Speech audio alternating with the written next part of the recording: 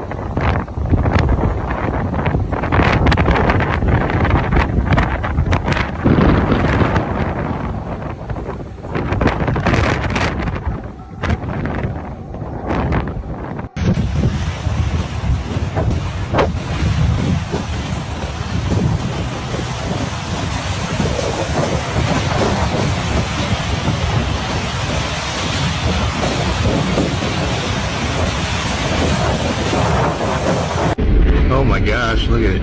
Oh my gosh. Oh my gosh.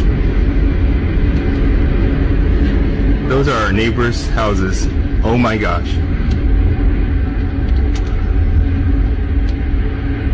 Oh my gosh.